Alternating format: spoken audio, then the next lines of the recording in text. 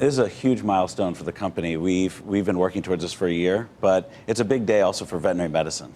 Because? Well, we're creating a new company that's going to help veterinarians be very successful. We're giving them new technology, new services to help veterinarians be successful practitioners. So here's the big question. So for investors out there who are thinking about what they need to do or think about your company, in terms of comps, everyone for a company like this wants to know, what is the right comp? How do you comp yourself? I think What's the right comparable? Yeah, I think it's a really unique service, right? We're the only global ecosystem for veterinarians. We operate around the world. But we get to work with other like organizations, Zoetis, Elanco, IDEX, and other organizations that are also really important operators in this space. All of these companies are committed to giving or arming veterinarians with a lot of technology, a lot of services, pharmaceuticals to help them be successful in business. But we get to play, we're like the operating system of veterinary practitioners. So is this disrupting the veterinary market, or there's a lot of growth within the market itself as well? Oh, it's a really attractive market. It has strong same-store sales growth, but it's really an opportunity to figure out how can veterinarians better respond to changing client expectations, and how do they respond to increasing retail pressure.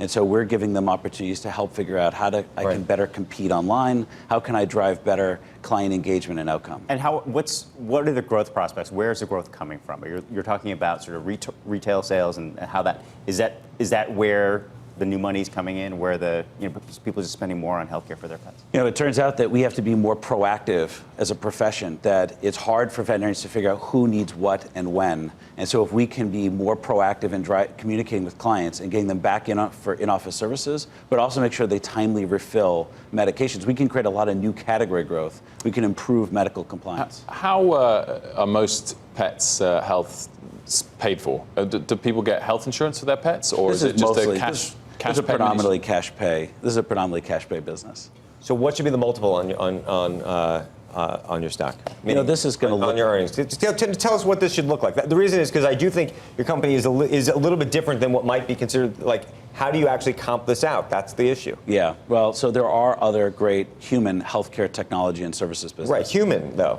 And so we're unique in operating in the veterinary category, but I think this parallels other successes that we've had, whether it was Athena Health or Health Equity or other organizations in human health that have helped disrupt and drive a lot of new outcome into the office practitioner market. And we're just doing that in the veterinary category, which is also a global market versus on the human healthcare side. The global question was coming back to my last question, was then going to be different nations spend a very different amount on their pets, and so which are the main countries you want to have exposure to if this is all based on how much a consumer spends on their pet? Yeah, so Covetrus actually is a global market leader in major markets. We're in 100 countries. And we have 26 leadership positions in 26 markets. So Europe is a really significant veterinary market. Australia, New Zealand, and China and Brazil will be some of the fastest growing and maybe eventually the largest veterinary markets in the world. And so in a lot of ways, the spend per patient outside the U.S. is maybe higher than in the U.S. market.